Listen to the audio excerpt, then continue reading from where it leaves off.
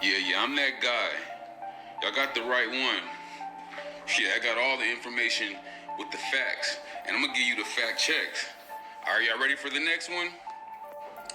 Reasons America is the Holy Land is because in the book of Genesis, when the flood was coming, the Most High told Noah to build his ark from gopher wood. Now, I'm gonna give you a second. Go look that up. Bring out your Bible, whatever you're referencing. Use Google. Gopher wood, Noah. Type it in. You'll get the scripture. The ark was made out of gopher wood. Do you know the only place in the world gopher wood is found is in Florida? Of America, it is the only place to garnish that material. So either Noah came all the way to America just to get some wood to go build an ark and go all the way back to the Middle East, or they were here. Google it. So are Americans stupid, or are Americans just plain stupid? Because I can't even use the term ignorance on this one. At least ignorance is a lack of knowing something or lack of having the information. But you just got to be stupid to believe what this young man is saying. Literally just stupid. And he said, go Google it. Well, you're not, as Dan McClellan would say, Googling competently. You're not. Or as I would say, Googling with critical thinking, because you actually have no idea how to ask the proper question in order to find out the answer. So I went and I Googled competently, Googled with critical thinking. And even though I didn't necessarily have to, because I already know the answer to this whole situation, I went ahead and did it just to make sure, just to check. And young man, you are just stupid. And the reason why I'm feeling this way about it, because it is this attempt by many black Americans to make the Holy Land America. Because I understand we were stripped of our culture, we were stripped of our name, we were stripped of our religion, stripped of our ancestors when we were brought over here to America as slaves. And because of that, you feel embarrassed about it. And so what you are doing now, because you are a believer in this Bible, you want to, which was forced on our ancestors, you want to make America the Holy Land, to make so that you can have the history of the Bible, so that you can claim to be from Adam to Noah and so on and so forth. So let me break down the actual information for you. So gopher wood. Now, when you go and you look up the ancient Hebrew writings of this in Proto-Hebrew, then the word that you will see there, because they do not have vowels, is just GPR.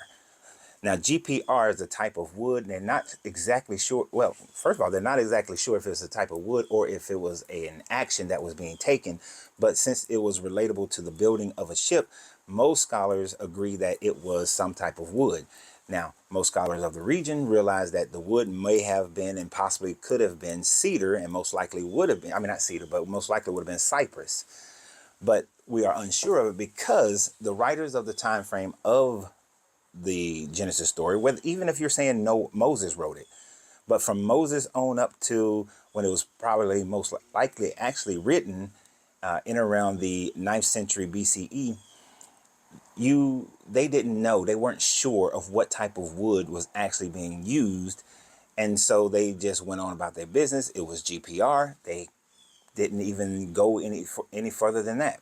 It is not until you get into more of your King James version of the Bible, and in the King James version, because they had GPR, the King James Bible transliterated it, not translated, but transliterated the GPR into gopher by adding the vowels, and they changed it to gopher wood.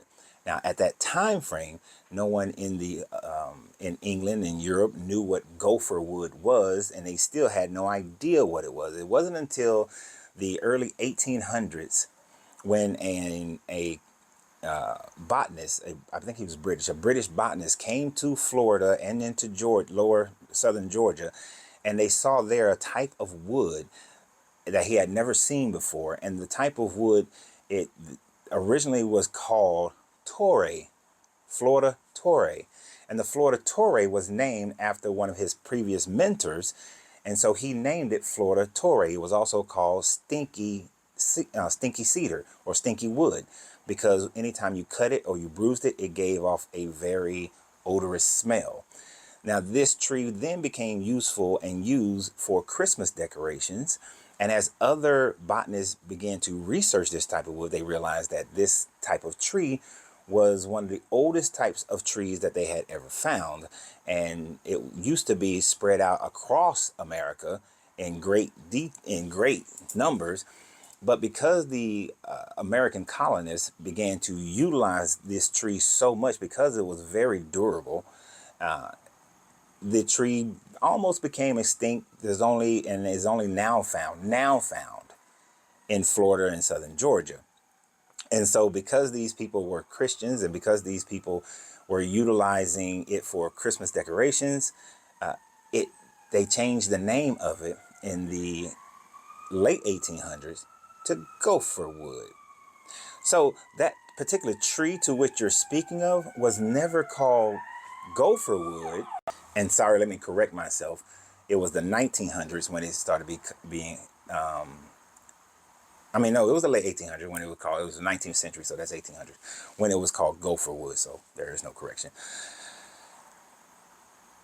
What you're basically doing is taking something that somebody renamed, because we do not know the name that the Seminole Indians or any other indigenous tribes of America was calling that type of wood, that type of tree. We don't know the name to which they had given the tree. It actually was given multiple names, but it wound up, because the colonists said so, being called Florida Torrey, and then called Stinky Wood, and then called Gopher Wood. So this was an effort, because of how old the trees were, to say that, well, since we don't know the trees that Noah built the ark out of, we're going to take the GPR, and since King James has already transferred that to gopher wood, and these are ancient trees or old trees, we're going to call these trees gopher wood. It's kind of like how when they got here and they started naming cities Memphis and Nineveh and things of that nature, giving it names that they were familiar with from Egypt and from the Old Testament, from the Bible. And that in no way makes those names of those places the places of the Bible. It is just paying homage to what they knew of the Bible.